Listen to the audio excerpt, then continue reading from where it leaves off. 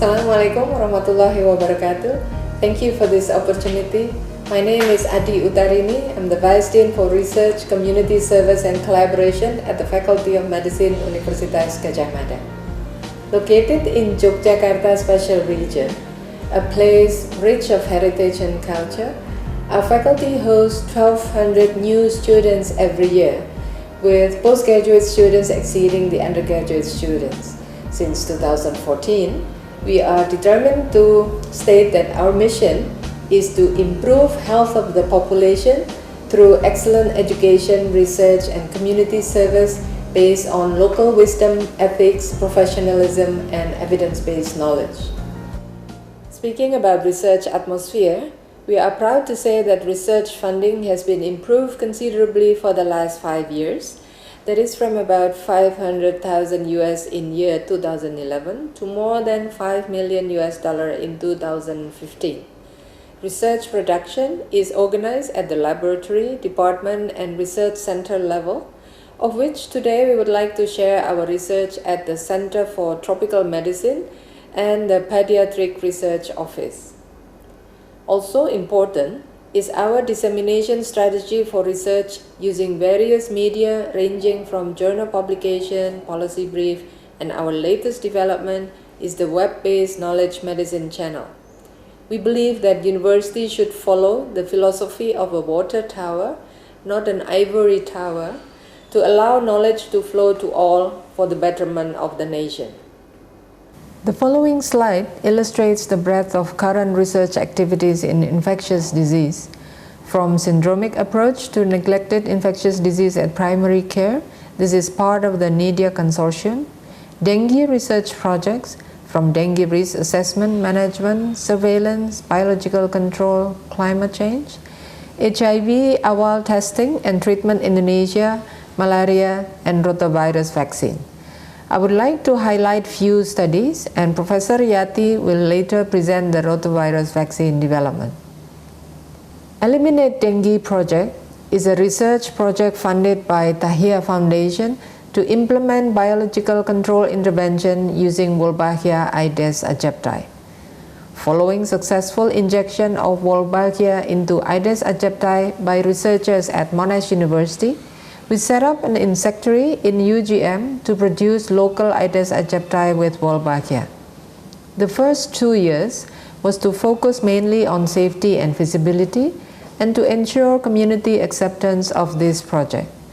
This was then followed by a small-scale release of Wolbachia Aedes aegypti in limited areas in Sleman and Bantul districts using adult release and later egg release. Monitoring was carried out intensively to monitor frequency of Wolbachia in the mosquitoes, monitoring dengue in the mosquitoes and in human. Our initial results showed that following a period of 6-month release for adult release and less period for egg release, Wolbachia was established in the community at a high level, and dengue cases were seen decreasing without evidence of local transmission. Our next phase will be a large community trial in the city of Yogyakarta. Today, the Ministry of Research, Technology and Higher Education visited this research project. Another dengue project in Yogyakarta is on early warning of dengue outbreaks to inform stakeholders and control the disease. Dr. Lutfan and colleagues analyzes a comparative set of prediction models including only meteorological variables, only lag variables of disease surveillance, as well as combination of meteorological and lag disease surveillance variables. The results showed that past data on disease surveillance as predictor alone visually give reasonably accurate result for outbreak periods, but not for non-outbreak periods. A combination of surveillance and meteorological data, including lag patterns up to a few years in the past, showed most predictive of dengue incidence and occurrence in Yogyakarta, Indonesia. Professor Supargiono has been leading malaria research groups in UGM. A collaborative work with the London School of Hygiene and Tropical Medicine has been ongoing since 2009 to develop serological tests for malaria antibody in population with various endemicity. This serological test has been successfully used to identify changes in the level of malaria transmission between low and high seasons.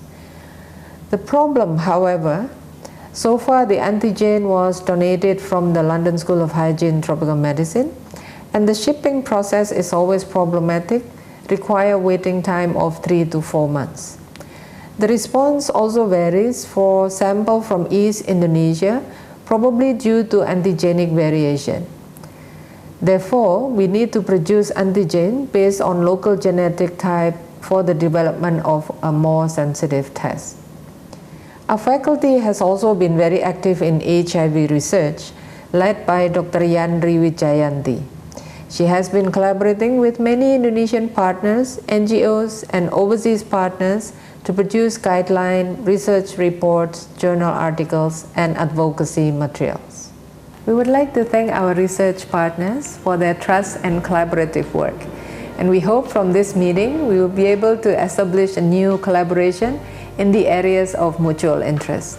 Thank you for your attention. Wassalamualaikum warahmatullahi wabarakatuh.